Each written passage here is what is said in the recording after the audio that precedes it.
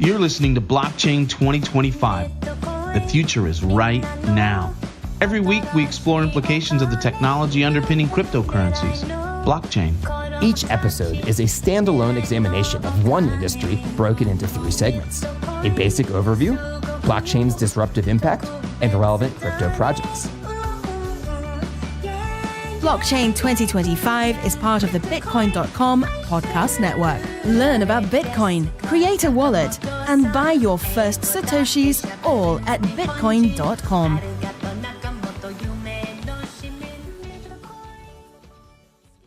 Blake, how are things in Berlin? Very good. Very good. How are things with you, Matt? And things are good. Just enjoying last day here in Valencia before flying back to the States for a couple weeks to visit friends and family. Yeah, it's starting to get colder in Europe. It is for sure. Yeah, I'm definitely having to put on a few extra layers over the last week or two. Not enjoying it. Yeah, I was actually surprised, man. I mean, you're in Germany. I would have expected that. But in Valencia, it got quite cold. And I was like, man, I didn't sign up for this. I just think of Spain as warm all the time in my obviously non-realistic mind. I had this romantic ideal of it. But yeah, it's gotten kind of cold, man. I got to pull out a jacket and a sweater underneath the jacket. It's really funny because I grew up spent a few years in Portugal when I was growing up. And yeah, everyone seems to think that being in that part of the world, that it's hot all year round. But it's really not. Come Christmas time and kind of the first part of the year, it gets a little bit cold. You definitely start feeling it. Yeah, man, for sure. So yeah, this is what our 4th episode we've done together, which is pretty cool, man. The listeners are loving you. I'm getting tons of emails every week asking for Blake.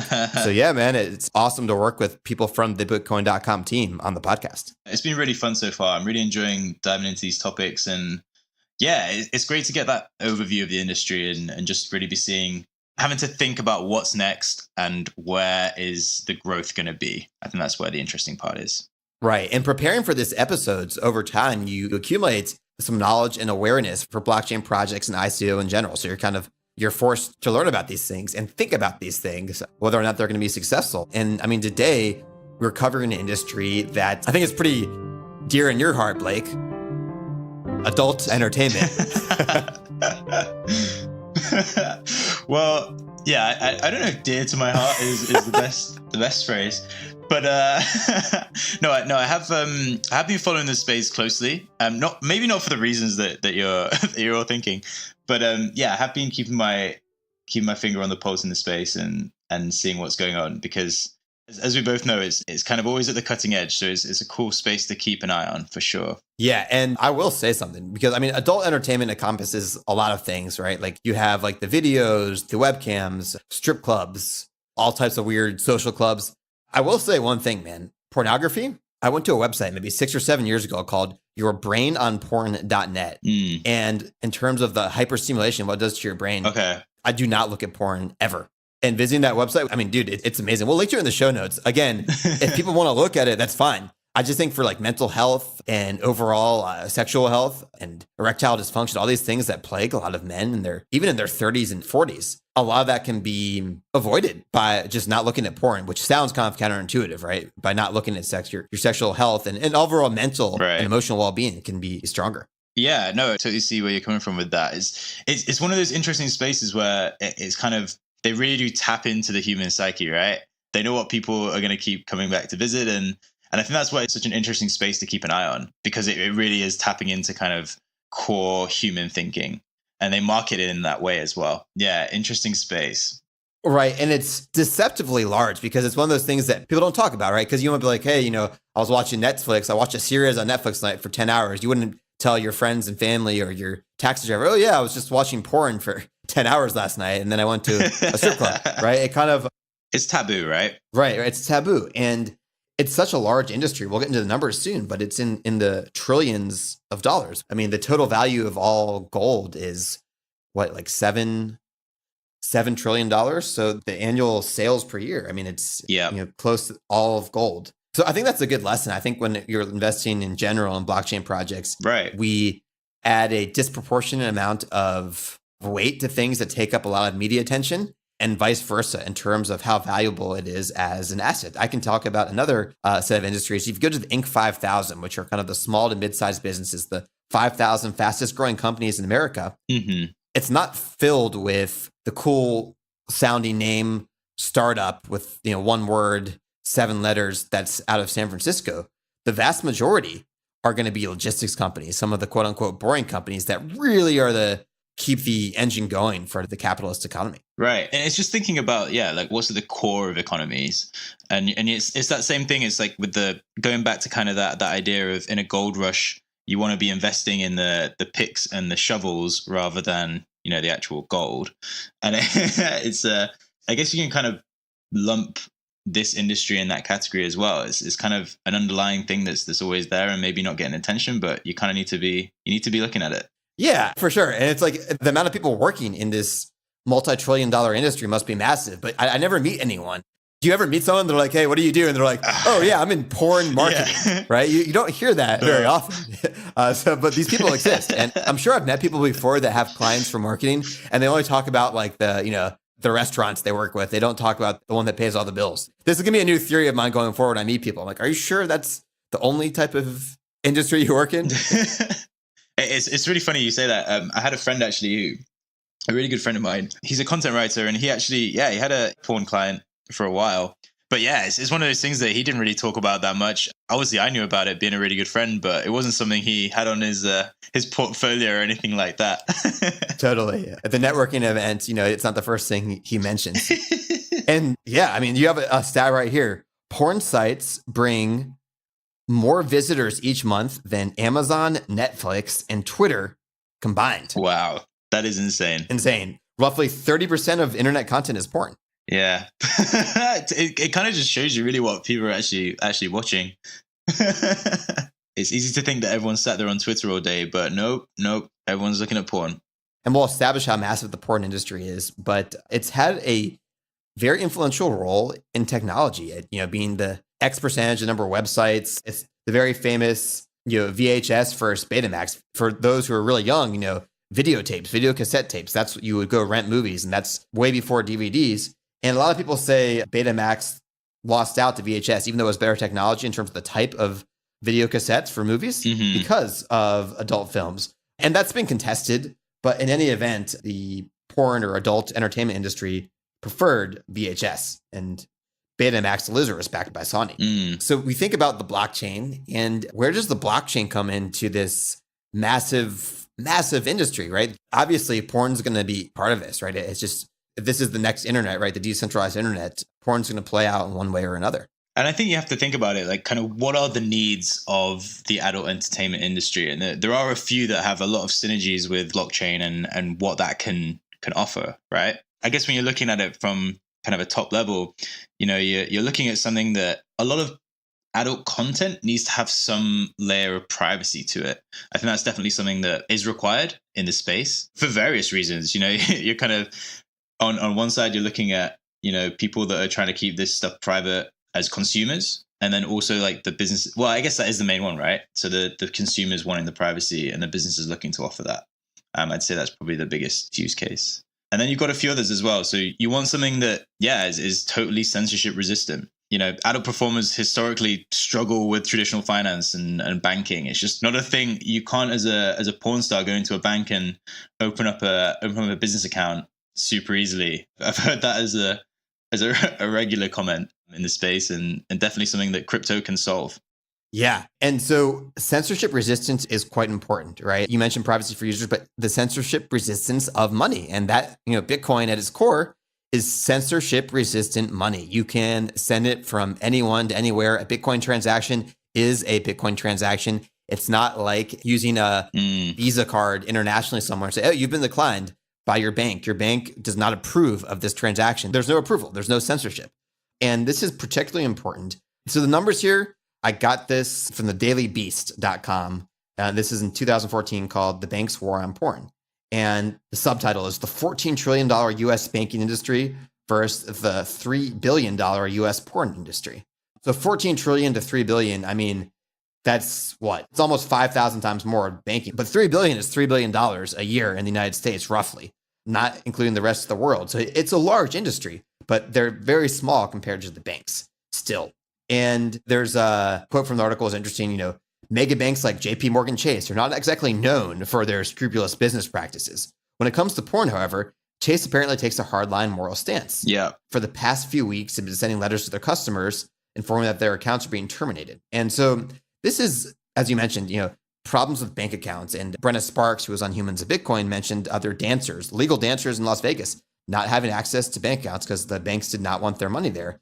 And I think there's also a letter from someone saying how their business account was closed, but then they got a call the next day from the same bank asking them if they wanted to sign up for a personal account with them, which is kind of funny. But there's a hypocrisy there with, you also find this with the marijuana industry. If it's a legal business, just because it's an adult entertainment, these private banks have the right to close them, but you understand why people are sick of a lot of these banks and their arbitrary policies, for lack of a better word, and want to start storing their own crypto. And it's a bit of a catch-22 for those businesses in that, so they come to a point where bank won't accept them and doesn't want to do business with them.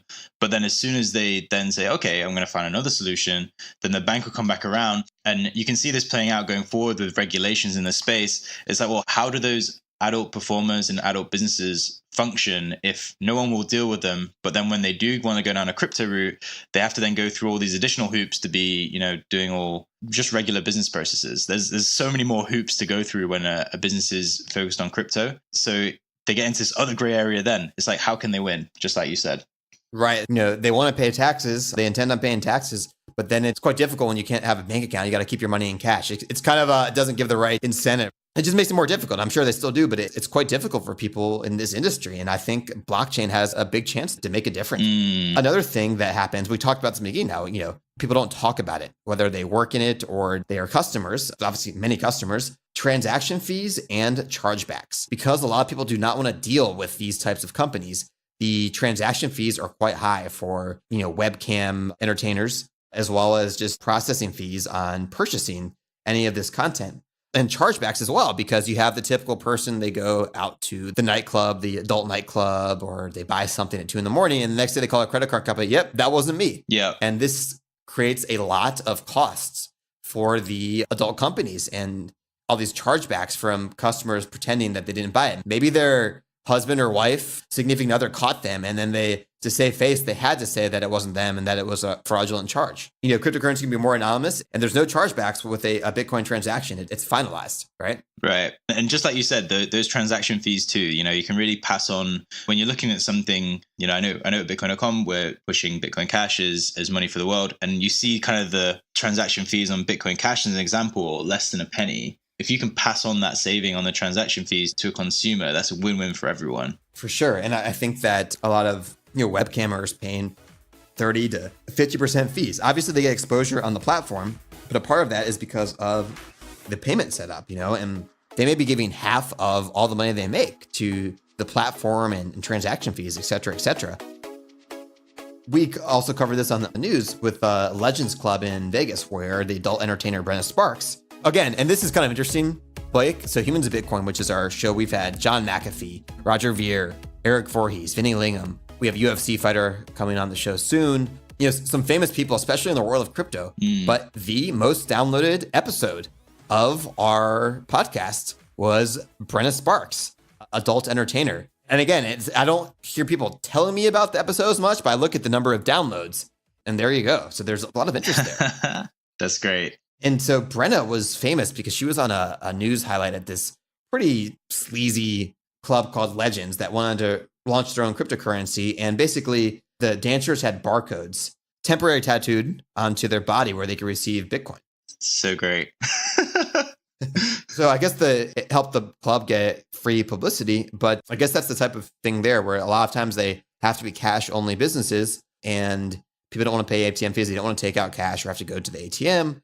Being able to pay directly with Bitcoin for privacy as well as ease of use and transaction fees makes a lot of sense in person as well. Right. And if I remember correctly, I remember reading that if you actually paid in crypto at Legends Club, I'm pretty sure you got a 20% discount.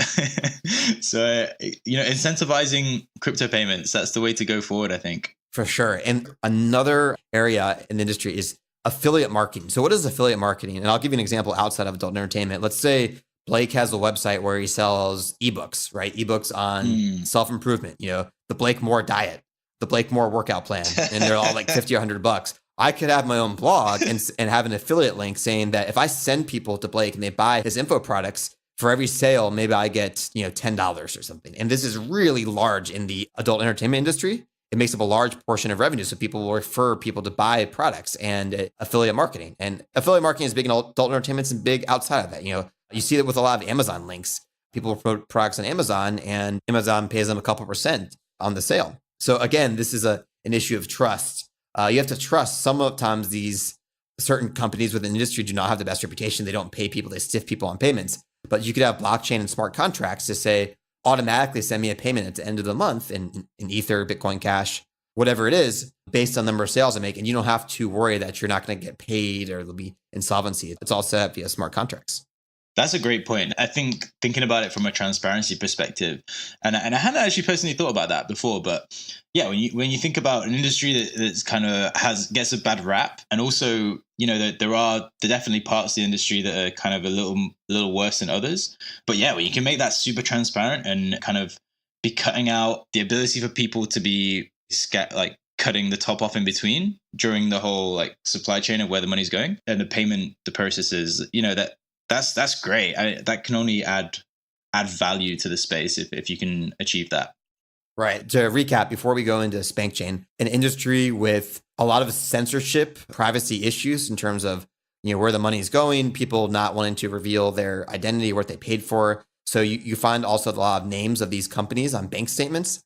They'll try to make it less sketchy on both sides for the merchant and the consumer. The consumer doesn't want people to know what they're spending their money on. And then the merchant can be discriminated against. And there's a case of this where people intentionally choose a name that's not exactly what their business is. And they try to sound a bit vague. So the bank doesn't look at it as a adult company where they could be closed down. And this happens where your bank, all of a sudden they send you a letter, hey, your bank account's being closed down. You have 10 days to figure everything out. And that can be a big interruption in services, as well as the payment processors themselves. We've talked about the privacy and the censorship, the high fees that have to do with that, right? As well as just kind of honesty in the industry. And blockchain is trustless and permissionless, using smart contracts. Everything can be verified, and making sure people get paid for the work that they do and the business they bring in.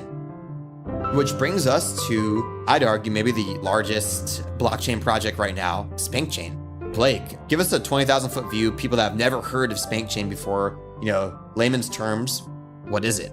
Right. So I just want to, full disclosure here as well. I did invest in SpankChain. I still hold some SpankChain now. So just keep that in mind. But it doesn't impact the fact that I do believe that it's a really interesting project, because what they're trying to do is that they're trying to create a full adult entertainment ecosystem based on their token. So there's a few ways to look at it. So the key things that they're pushing, they have a few key products. So at the core, they're rolling out this payment processor called Vinos. The idea is that you can process payments for a fraction of the cost. They're an Ethereum-based token, so an ERC20 token as well. But what you have to think about is the payment processor is like the base of SpankChain. And from that, they can then roll out tons of products and services in the ecosystem. So that started really with this, the focus on having a cam site. So that's already live on SpankChain. Yeah, they've literally migrated a ton of cam girls to their site and are offering little to no fees for these girls to be, and guys, there's a whole range of people on there to be, live camming. And they've developed this with the payment processes that I mentioned before. They've been able to tie in tipping and everything like that. So it's a super seamless service, but they've really been focusing on the tech, which I think where the real value is in that project. For sure. And let me just clarify some things in case you didn't get everything Blake said. Yeah. You're not so familiar with blockchain. So basically, a platform for webcam. So usually the webcam girls and guys have to pay a very high percentage, as we mentioned, and the payments are with Visa, MasterCard, prepaid debit cards. It's difficult for the user. And then the payment processor is a centralized place where they take the money. And then the webcam girl guy, only gets a fraction of this money. So they created their own token, the Spank token. But the Spank token, we'll get into in a bit, is not what you pay with. So you could use the Spank token if you want, but you can just use Ethereum or any Ethereum-based token, meaning that you don't have to purchase a special token just to pay for services. So I think that's a pretty important distinction there. And I believe you'll be able to pay with Bitcoin and outside of Ethereum as well, correct? I'm not 100% sure on that. Yeah, we'll definitely have to look into that at some other point. But I'm not 100% sure. But what I do think is kind of their secret sauce in a way is the fact that all this stuff can be rolled out. So it's not just, they're building stuff that can be adopted by other platforms. So all the tech, they can literally roll all this out. And say a similar adult entertainment provider wants to utilize it, they can pretty easily. I think that's kind of where the real benefit of what SpankChain are doing is. For sure. And with their platform and their wallet, right, it's censorship resistant because they're going to have video broadcasting over the blockchain. Yeah. So it'll be a decentralized video player that connects the performers and viewers. And you're right. Right now, it's just Ether, Ethereum or any other ERC20 token, but no chargebacks. And there's large problems as well as these websites taking your personal info and data. This will allow you to pay for these services, just sending, anonymously from your Ethereum wallet. Like you said, give tips and everything for very low transaction fees without having to reveal your identity. That's a great point. Yeah, you can be totally anonymous on there, and utilizing blockchain to do that is pretty great. So I guess, SpankChain has big plans, right? You mentioned the payment channels. They're onboarding webcam girls and guys. And like you said, this platform can be used on other sites and as well as affiliate marketing they want to get into. They want to help affiliates, making sure they get paid on time. I think they have a lot to develop and they're just at the very beginning, but advertising like an ad network would be pretty interesting. And then the Spank token itself is pretty interesting. It's a staking token. So what is the Spank token exactly? So the way it works is you can stake your Spank. So basically how that works is they have a thing called the Spank Bank. Literally the names they have are pretty pretty phenomenal actually. So there's a thing called the Spank Bank, which when you stake your Spank chain tokens, you will then be paid out in booty tokens. So how that works is that you lock your Spank tokens. So say you have 10,000 Spank tokens, you would send them to this address and say, okay, I want to lock them up for 1 month. I think it's up to a maximum of 12 months now. And you would get an additional bonus for every additional month you lock them up. And what that means is you can't touch them. You just literally have said, okay, I'm committing my Spank tokens to this project and I can't remove them from the project until the contract's finished using smart tokens on Ethereum. But then what happens is every month you're paid out booty tokens, which is relative to how much Spank you put in. So you actually get paid for staking your Spank tokens, which is pretty great. Right. And people might be thrown off by the word, staking, but you're locking up your tokens, your shares. I know I'm always had to say the word shares because of SEC, but you're locking up your tokens as a way to secure the value of the network, the value of the Spank protocol. And then you get paid off in booty. Booty is used for these fees, right? And so people that use the services of, whether that's webcam companies or whoever, are going to be encouraged to have the Spank because it gives them booty and they're charged fees in booty, which is a stable token, which is worth noting since we covered stable tokens just last week, right? It's a stable token that should be around $1 that can be used to pay fees. And so if you own a bunch of Spank, you're investing in their network and also get the booty which will allow you to pay for fees. And if you make more booty based on the amount of tokens you have, Spank tokens you have, you can sell those and it will be an extra income. Right, exactly. Like you said, that's a great way to break it down. I feel like, yeah, that's the perfect way to sum it up. It's you're showing your confidence in SpankChain as a project, backing it, but also benefiting from doing so. It creates a closed loop in the ecosystem, which is very cool. You can literally be functioning within that ecosystem and, generating cash by showing that you support it. For sure. The way they handle the payments is quite interesting. I guess my first reservation I had with SpankChain, I was like, well, wait a minute.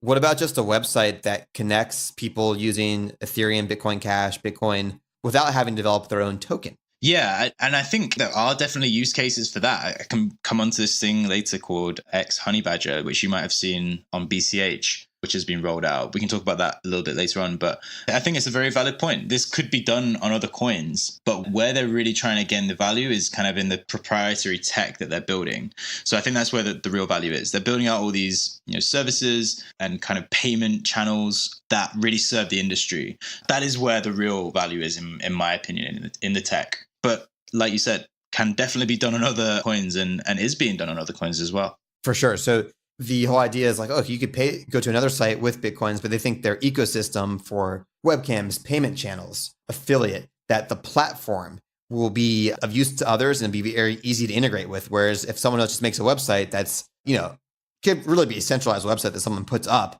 and accepts, these cam girls, they could be shut down and so forth. So if the ecosystem gets really big, that's what you're really investing in.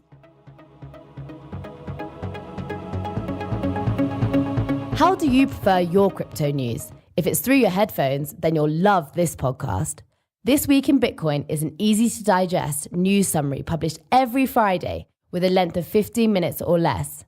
Subscribe on iTunes, Spotify, or wherever you get your podcasts. Part of the Bitcoin.com podcast network. And so you mentioned X Honey Badger. What is X Honey Badger? Yeah, so this is an interesting project. It's from the guys, they're from the CashPay wallet. They actually started this. It's been around a few weeks, not too much. They actually covered it on news.bitcoin.com as well. But basically, it's you get paid. I don't know this super well, so I'm sure this might not be technically correct, but you get paid for watching porn, essentially. You can do on the not safe for work part of the site anyway, but it's based on BCH, but they've created their own token. That's what I think anyway. We can actually even dive into it now. Very interesting that this has been done on BCH. So every video you watch, an article you read earns you Honey Badgers XHB, a token on Bitcoin Cash. Yeah, so it's an interesting model, and like you said, it comes back to exactly the point that you made. Like, can this be done on other platforms? And I guess it can. Yeah, there are so many ways to resolve this problem, but I know that they started out with the kind of adult content, and now they seem to have diversified. So there's tons of articles and different stuff on there that is safe for work. I think after seeing them talk about how it's going so far, especially in a few Telegram groups, it seems to be gaining some traction, and they're definitely having people that keep coming back for more on there. And I mean, going back to SpankChain, I do like the fact that the end user doesn't have to like get a new token; they can just spend Ether. Right. But yeah, I mean, the team at SpankChain obviously recognized a large opportunity, the industry that no one's talking about, but is so massive. There's going to be a lot of competition for years and years to kind of, we'll say, win, or the multiple winners in this space in the adult entertainment industry. I agree. The way that they've approached it is that they've kind of hit some of the key people in the space already to come on as advisors and really try to get well embedded within the adult entertainment space. So I think actually Brenna Sparks is an advisor for them now. They've got a few other prominent porn stars who are involved in the project. But I think that's the way to solve this, to kind of bridge the gap between crypto and the adult entertainment industry, is to really kind of not just go in blind and be like, okay, we've produced a project that is going to solve this problem, but really become embedded in that community. And I think that's the way they try to approach it. And we've seen this problem on blockchain 2025 before. This whole, if you build it, they will come. They'll work on the platform and thinking they have the best tech, but they're not that well connected in the industry, and they don't spend enough time building community within the industry that they want to disrupt, and ends up being a big mistake. There's plenty of projects that are almost dead now that try to do that. Right. And I think coming on to another example that we were going to discuss as well is kind of the behemoth that is Pornhub, right? And how they seem to be approaching the cryptocurrency situation and how they've gone about it so far. Yeah, they made a Verge coin, which is a relatively sketchy privacy coin, I'd say. There was this rumor for a while. I remember maybe it was a couple months ago, and the big announcement, right, that everyone said there's this big rumor around Verge was they had this deal with Pornhub, and then the price didn't really do anything. They've kind of lost a lot of value, but Pornhub's seen the value of accepting cryptocurrencies, and they've added a couple others, correct? That's correct, yeah. So they recently announced, 3 or 4 months ago now, announced that Tron would be used on Pornhub. So if you're not familiar with Tron, it's the project that's led by Justin Sun. He's seen as like the prodigy of Jack Ma, the guy behind Alibaba. So Tron is pushing itself as kind of a media coin. It's, stated as 400 times faster than Ethereum, but really trying to control media on the blockchain. I think that's kind of the best way to describe it, which is interesting from a Pornhub perspective as a media company. So it kind of hits that requirement quite well. And then the other one that they've been working with is Zencash, which is a privacy coin. I don't know a ton about Zencash personally. So let me actually jump in here. Yeah. Zencash, it's the Zen token, Zen protocol, but they changed their name to Horizon. Right. And so I actually interviewed the founder, Rob.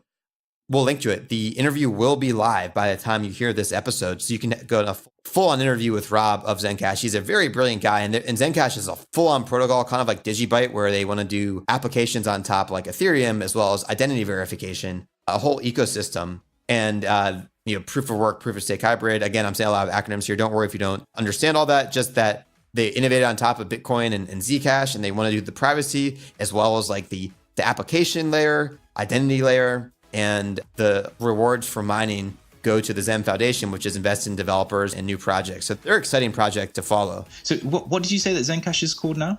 Horizon, Horizen. Horizon. Okay, interesting.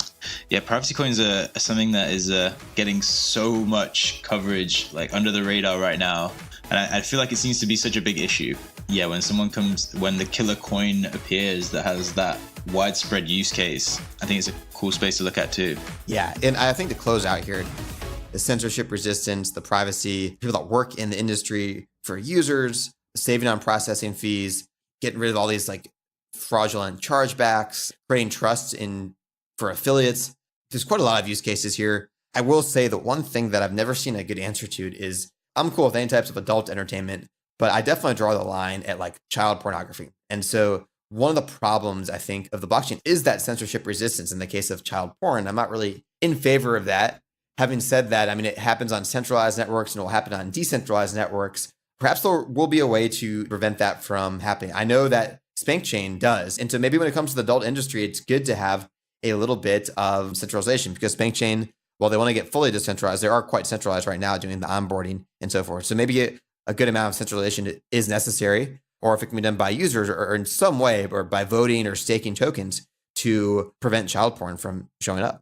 Yeah, I agree. I guess there are a few ways to do it. And I guess looking at it from like a kind of building trust in the network, I think that's kind of key. So if you can think of ways that aren't necessarily like having literally a central stakeholder who says, okay, this is good, this isn't, but it should be about the network deciding that, right? Like the same way that Bitcoin does now with like proof of work, it should be the same way the network should decide, okay, this is right, this is wrong. How they do that, as you know, it's still a big how, but I think it's definitely a very important issue and should be addressed. And it's good to see that the companies do see it as an issue too.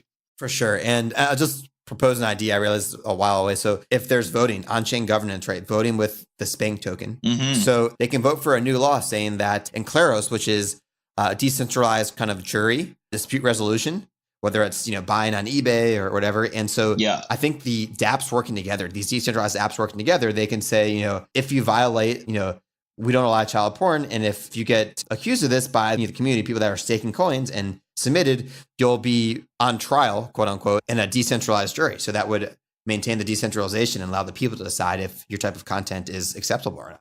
It's crazy, isn't it? That like you can come into these sorts of solutions. I think this is what blockchain does. And when you apply blockchain to something like adult entertainment, it's crazy that these sorts of solutions can become a reality. And it's very cool to see them come into fruition. Yeah, in the last year, especially, and some crazily exciting developments set for the next couple of years too. Yeah. Well, Blake, man, that's about it. I think we crushed it. We'll cover video games, media, and Tron in our next episode. And listeners, as always, subscribe, share, whatever you can do to get this show out. Thanks a lot, guys. It's been a pleasure. And yeah, we're excited to record next week's episode already. Exciting stuff ahead. Thanks for listening to the Bitcoin.com podcast network. To learn more about our shows, visit Bitcoin.com/podcast. Bitcoin.com podcast network.